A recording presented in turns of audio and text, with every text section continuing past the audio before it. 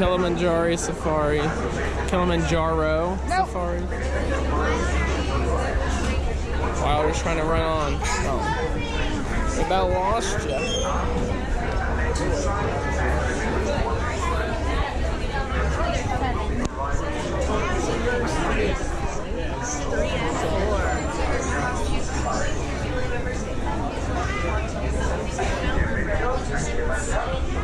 You ready, Wally? You Yeti? No.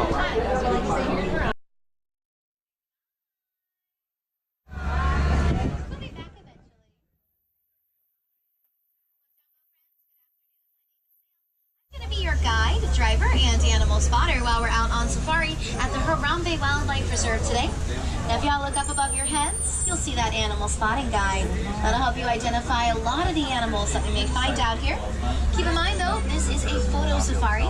I'm not going to be able to stop for every animal. We'll make a few quick stops for some. The ones I can't stop for, I'm going to try to go as slowly as I can past so everyone gets a nice, good look. We're just going to let this truck get a bit further into the reserve. We'll head on in there ourselves.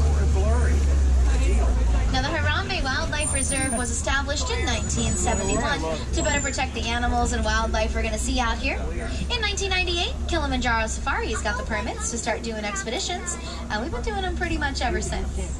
Our first stop in here is going to be the Little Ituri Forest. Particularly in this area, there's several species of animals that like to use their coat patterns as a type of camouflage. That does help them hide from predators, but it also helps them hide from us. So we really got to keep an eye out in here. But we're having some very nice weather today, so hopefully we're going to have some good luck too. And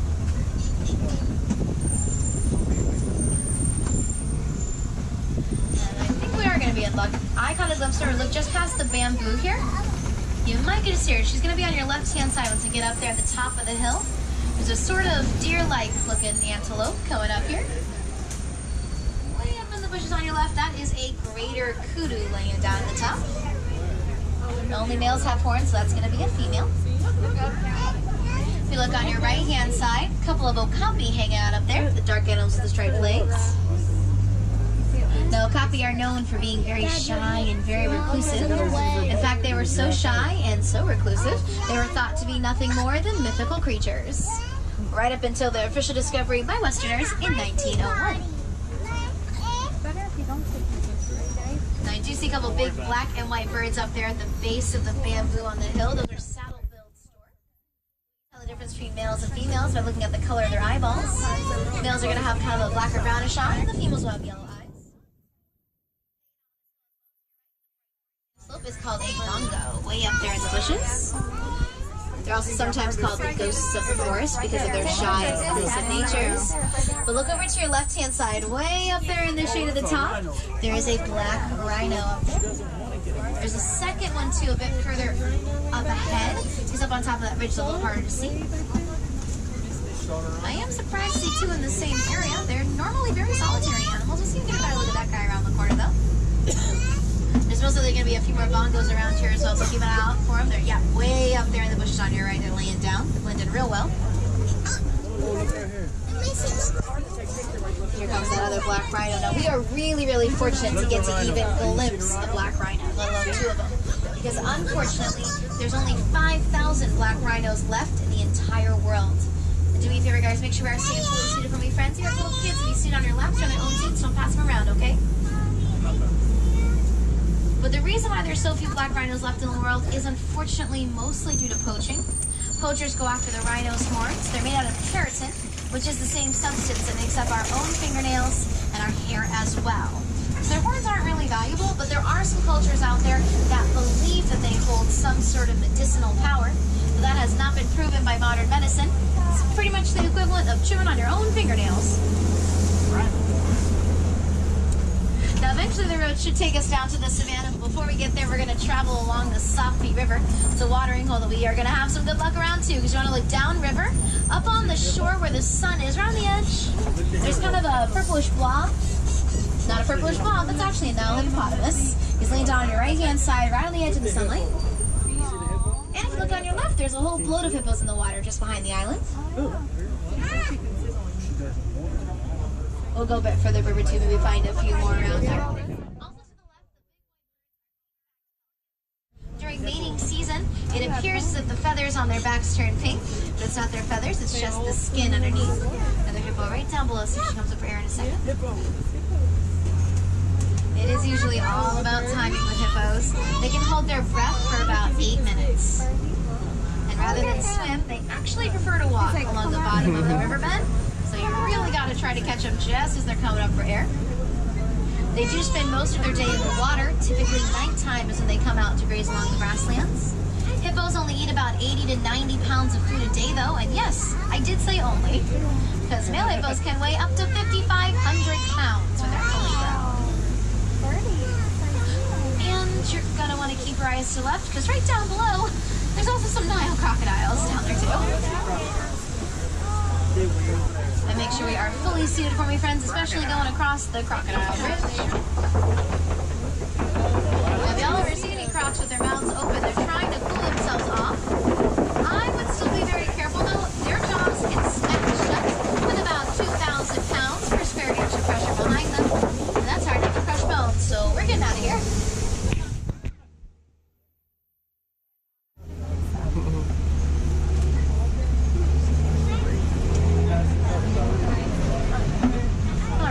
Looks like the trees are starting to thin, so we should be headed on down to the savannah pretty shortly now. This is going to be more of the grassland area of the reserve, home to lots of different animal species and some pretty gnarly plants. Look over here on the right. This really big tree is called a baobab tree, also known as an upside down tree because it does appear as if its roots are in the air. These trees, though, will go leafless for about 9 months out of the year. Typically right around the rainy season is when they're going to get their leaves. That way they can soak up as much water as possible.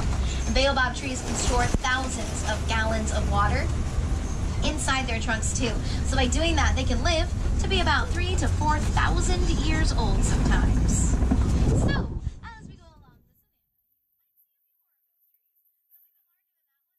a little older too, so keep an eye out. Look way out there on the right. I do see some Ancola cattle walking around, some antelope, and a couple of giraffes out there too. Way far out to the right, past the trees. The road should take us that way, so see if we can get a better look. While we're out here on the savannah, we may also encounter some predators.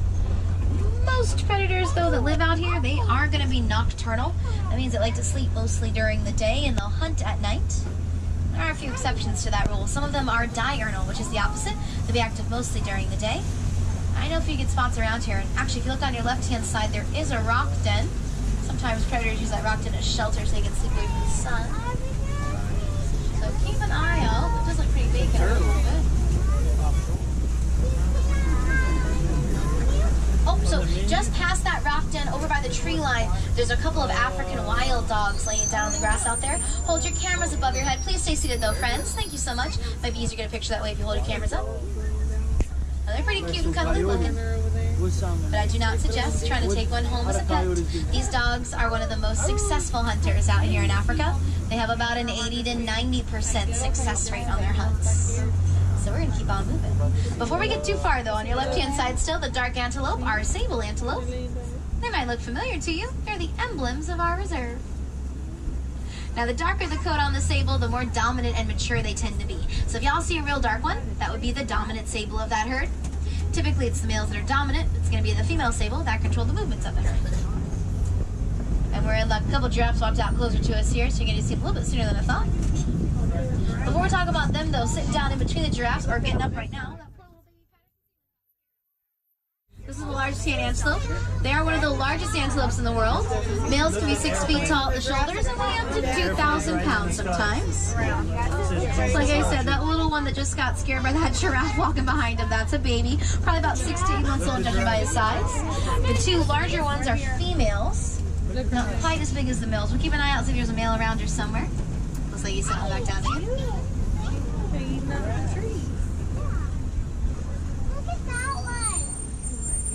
Now those giraffes are eating, so you're going to want to watch their mouths. You might get to see their tongues poke out every once in a while. Make sure we're seated back there though, friends. Thank you. Giraffes' tongues are really, really neat though. They are prehensile. That means that they can use them pretty much much as another arm to wrap around any leaves or branches that are just out of their reach and pull them down towards their mouths. Their tongues are also about 18 to 20 inches long, which is about the length of a human forearm. And for reference, if they wanted to, they could lick their eyeballs. They don't normally. I've never seen it, but I'm sure it's happened. I'll try to catch with a few giraffes out there. I think there's a baby giraffe out there too. Hanging out though, there's a couple of animals we can talk about. So the gray ones on the right-hand side are white-bearded wildebeest, sometimes called gnu, spelled G-N-U. The G is silent after the low grunting noise that they make.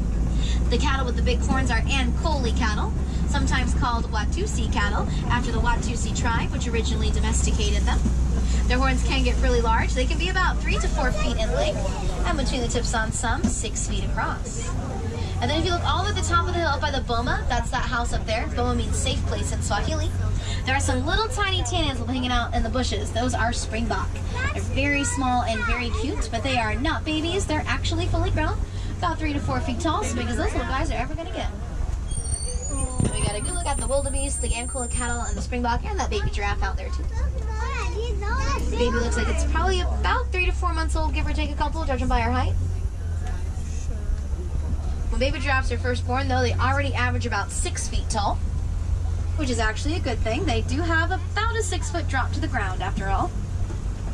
And giraffes spend most of their time standing up. That includes giving birth, as well as sleeping, and they only sleep for about 30 minutes a night. Bonus giraffes hanging out in the rocks on your left-hand side.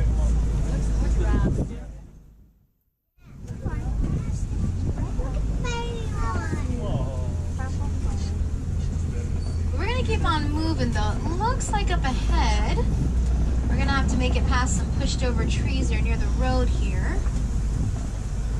I should have enough room to do it though. That truck in front of us made it cross. And actually, this is a really good sign that we might be coming into elephant territory.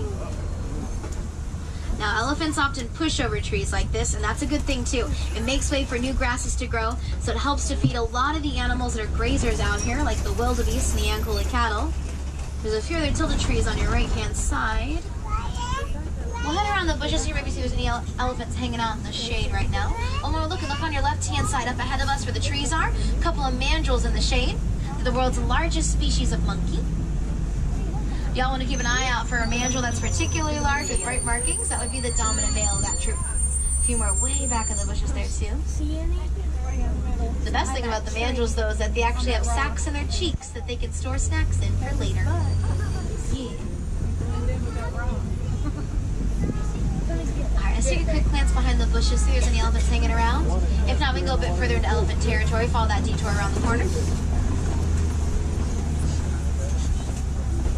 Oh yeah, look, on your right-hand side, there is one way back in the shade there. I still know a few good watering holes up around the corner too, so we're going to try to find a few more out here somewhere. Make sure we're seated though. Thank you, Princess. Now, one thing that's really, really neat that we've actually learned about elephants is that out of all the animals they could have chosen to be scared of, they picked bumblebees. Yeah, it's true. Elephants are terrified of bees. And it's actually a really good thing that we know that.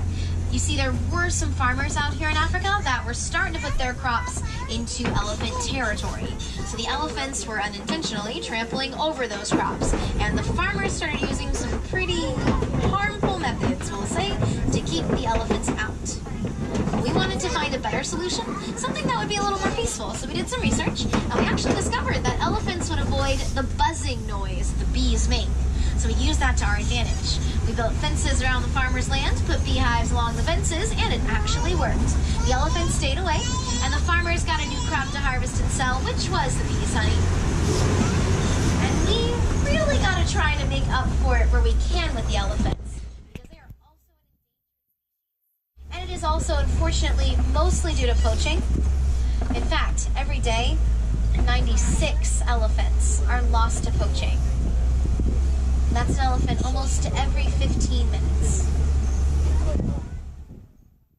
So whenever we find those peaceful solutions between human and animal conflicts, like the farmers and the elephants and the bees, we do our best to take advantage of that so we can help to boost their numbers a little bit. And of course, we do try to stop the poachers as well, but they have evolved with the times. They use a lot of high-tech technology, just a little hard to keep track of. But I think we're still in luck. Look over here on your left-hand side, just behind the rocks. There are a couple elephants hanging out. Looks like one of them is a baby elephant out there, too. Let's see if we can come around here and get a better angle on it. See if you were ahead past that baobab tree as well. So we're probably coming up to our herd. These are going to be any females around. Both the male and the female elephants have tusks. There we go. Now that baby looks like she's about a couple years old, maybe a little older than that. That means that she weighs well over 1,000 pounds by now, though. Which makes sense. When baby elephants are first born, they already average about 300 pounds. Which also makes sense because elephants have a gestation period of about 22 months. So they are pregnant for just under 2 years. Yeah. Like I said, a few more up there by the rocks. Just even come around this island and get a better angle on them for you. Also hanging out on the island on your left, the bright pink birds are greater flamingos. Lightest colored of all the flamingo species.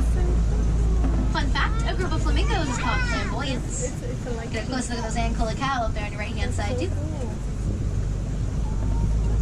Now, flamingos are not naturally pink. They do start off as gray. Eventually, due to their diet of brine shrimp, their feathers turn that nice. You might get one of those elephants, bonus elephant behind the rocks. But the road's taking us away from here, so let's head on out and see what else we can find. Oh, and we just talked about those poachers, but look up ahead of us on the left.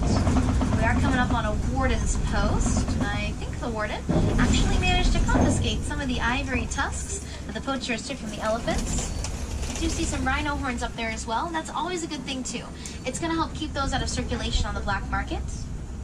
And we talked a little bit about the rhinos and their horns back in the forest. Remember, they're made out of keratin. Same stuff in our fingernails and our hair, so there's no medicinal power to them whatsoever.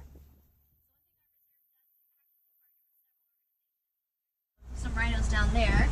I know a better spot to look though, so we're going to keep on moving. But some of the organizations that we work with, they will sponsor ads in the cultures that use the rhino's horns as medicine. And those ads star local celebrities, so we can get people interested. We really want to be able to educate them a little bit more about the rhino's horns and their actual properties. Through that education, it should help put a stop to some of the buying and selling. And that should also hopefully put a stop to poaching out here too. This is going to be kind of hard to see, but look back towards the tree line, over your left-hand shoulder, over in the shade in the grass. There's a cheetah.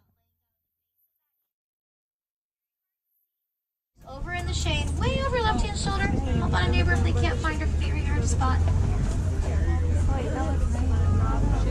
Way back in the shade there, by that rock in the tree. There might be a few more around here too, so keep an eye out. Cheetahs often live in small groups called coalitions, like an army.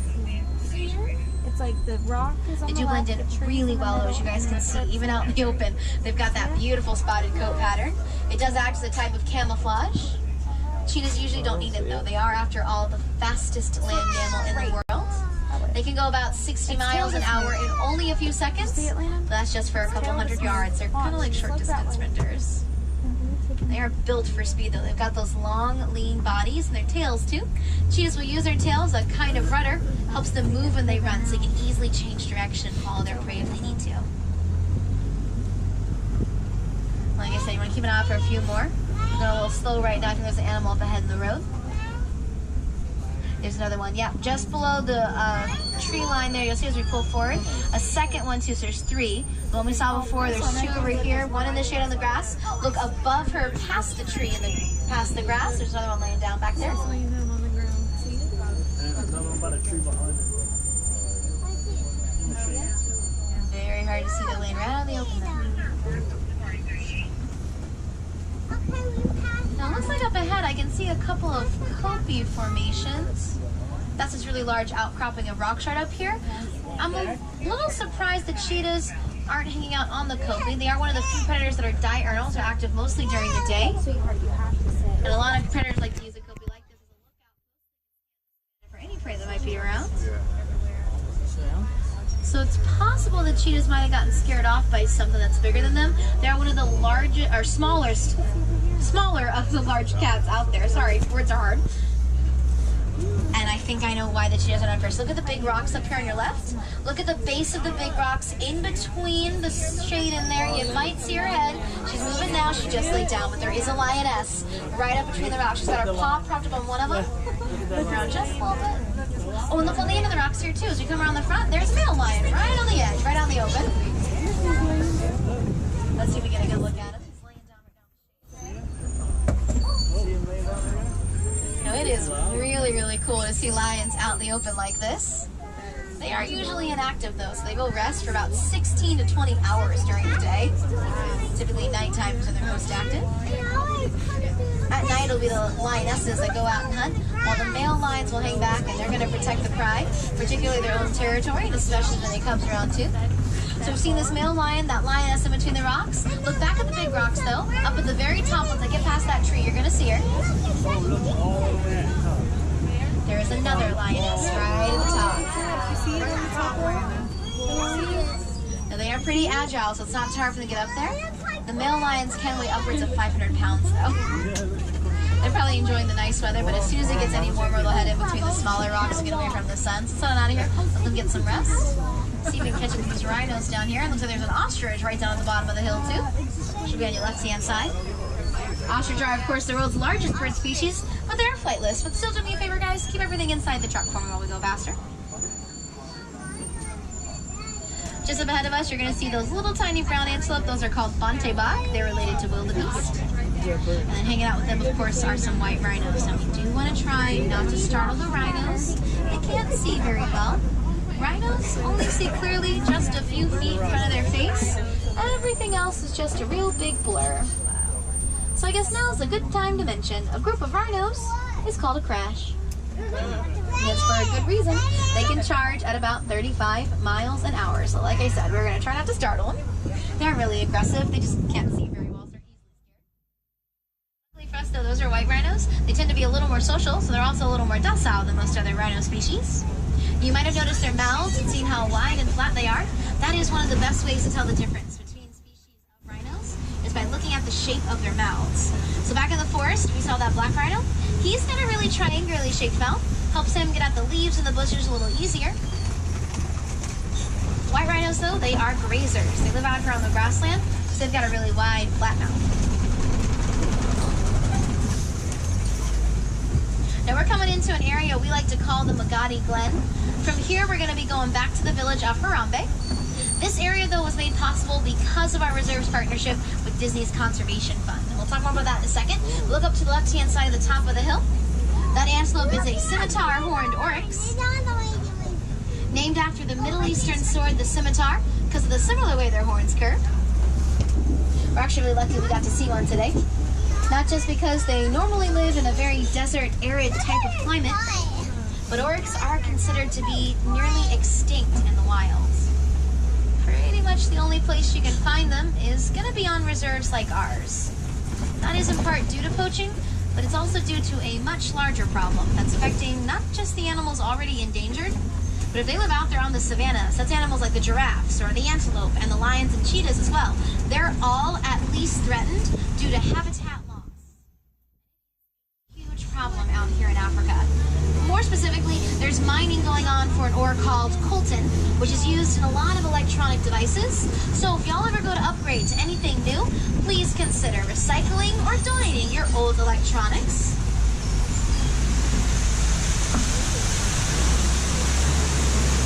Not only could it possibly help out a fellow human being, but it may also help out some of the animals that we've seen out here too. The other way you can help today is by donating to Disney's Conservation Fund. You can do that at any merchandise location here at Animal Kingdom. You will get a fancy button for your donation, and more importantly, Disney will actually match your donation dollar for dollar. So it's just like donating double, and that money does go out to help a lot of the animal species that we've seen here on the reserve, as well as several others that y'all are going to see around the park today. We are about to pull up to one of these two warden stations up here, so now's a really good time to check around you. Make sure you've got all your belongings and valuables with you. And we'll be going back out on another safari, so y'all want to take that stuff with you. If there's any wilderness explorers aboard you've been riding on, the simple one. It's going to be on page 15 of your guidebooks. So you won't get the badge with me, you're going to get it back at the entrance to Kilimanjaro Safaris. So it's going to be down in the village on the right-hand side. Just look for the white umbrella with the wilderness explorers underneath that would help you all out. No, some of them were sleeping. But if y'all want to see any other animals or are visiting us here at Animal Kingdom, there's a few things I can suggest. We do have 2 walking trails here at the park. The closest one to us is the Gorilla Falls Exploration Trail. And actually, once I drop you guys off up at the warden station here, head on down to stroller parking, grab your stroller, take it with you on the trail. The entrance will be on your right-hand side. It's about a 20-minute walk, so you're probably going to want it. The other trail is the Maharaja Jungle Trek. That's going to be out over in Asia. Y'all might have heard, but just about a year and a half ago, there were some Sumatran tiger cubs born here at the park. We are really, really excited about them. They are the first tiger cubs ever born at Animal Kingdom. And it helps other species as a whole, because Sumatran tigers are also an endangered species. Both of those trails, though, are going to close a little bit earlier than the rest of the park at about 5 or 5:30, maybe a little earlier than that as well. So make sure you're checking your times guides. They're going to have the accurate times on there. That is for the safety of the animals. We got to make sure that they're brought in and taken care of before it gets too dark so we can see what we're doing out here. So if there's an animal y'all really want to see and it's on one of those trails, head on out there so you get the chance to see it. Weather's really nice today, so you should have some good opportunities. But I want to say asante sana, my friends, and that means thank you in Swahili. So thank you guys so much for coming with me and learning about the animals today. I hope you guys had a good time, and once again, my name is Sam. If you have any questions, feel free to come up and ask. My window is always open after all. But here in Harambe, we don't like to say goodbye because it's too sad and too final. So instead, we're going to say Kwa Harini, and that means to go well. So Kwa Harini, my friends. I hope you guys have a great rest of your day at the Animal Kingdom or wherever your travels may take you. Down the warden.